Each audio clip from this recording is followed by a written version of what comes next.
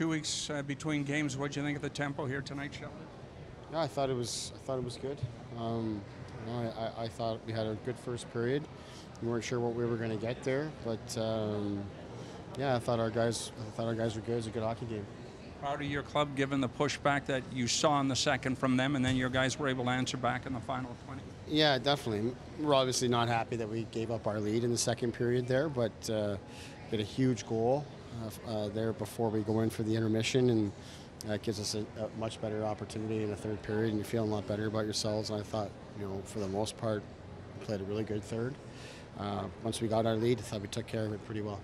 Further to Paul's question, young guys overcoming adversity had to be happy with some of the, Alton and early on, but the way some of the young guys kept their game together, even when they came back.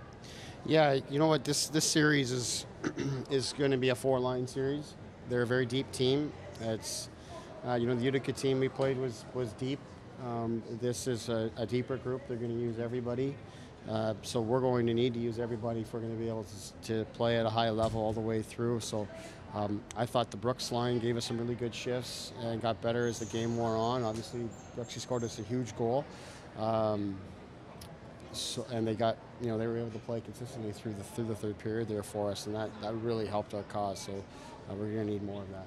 What was it about Ben you wanted to make him the captain? Well, you know what? He's a very even-keeled guy. We found that just with, he prepares very well, takes care of himself very well, as do a number of others on our team. But just what he means to our team on the ice, and just the fact that with his personality and his demeanor and everything, he connects very well with everybody on our team, regardless of status or age or wherever they're from, all those kind of things. He's got a real nice head about him. What has it meant to get Travis Dermott back from the Leafs for this playoff run? It's been big. Both Derms and Johnny were huge parts of our team while they were here. They were here for a significant portion of the season, and they're a big reason why we are who we are as a team. We had some injuries earlier in the playoffs here, and Dermott arrived at a good time to help us with that. I was talking about earlier, when you get to this point of the playoffs, depth is extremely important. They've got some people back from the Flyers that help their cause, and we're going to need everybody, and certainly having a guy like that is big. You got a good performance out of Garrett today, but in the Syracuse series in back-to-back days, you went to Pickett in the second game. Does the 11-day layoff change that what happens tomorrow?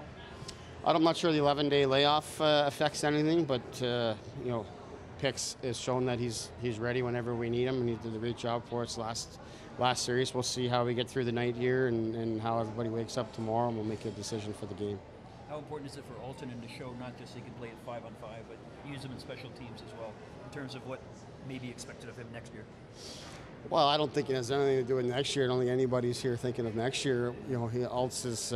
He cares a lot about our team and what's happening here, and he's a significant player for us. We need him to contribute in all areas, power play, penalty kill, and even strength. He's a very important guy, and he's proven to be very reliable for us through the season here. Were you surprised that tussle at the end of the second period resulted in just offsetting minors? You know what? I'm one that happens to believe that the game is played with gloves on your hands. So anytime a player decides to take his gloves off, that there should be some sort of penalty. I think that's got to be somewhere in the rule book, I would think. So I thought something would come of that, but that just doesn't seem the way that the game is called at any level, unfortunately. Two very evenly matched teams. What do you think gave you the upper hand tonight? I just thought we stuck with it. That was a big thing here today. Obviously, when they come back and tie the game and then take the lead, the penalties that we had in the second period that took the wind out of our sails, we could have gone away there.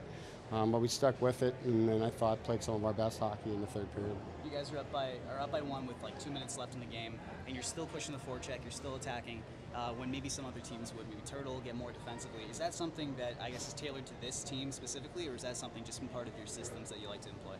I just think that's part of our philosophy. The best way for us to take care of a lead is to make them have to defend, make their best people tired, and I thought that's what we did for most of the third period, and that's why I really liked what we had gotten done there. The more we can play in their end, then they don't have the juice to come and play on offense. They can't forecheck, so we're breaking out a lot faster. So a lot of really good things there for us in the third, but definitely we want to be on the attack as much as we can.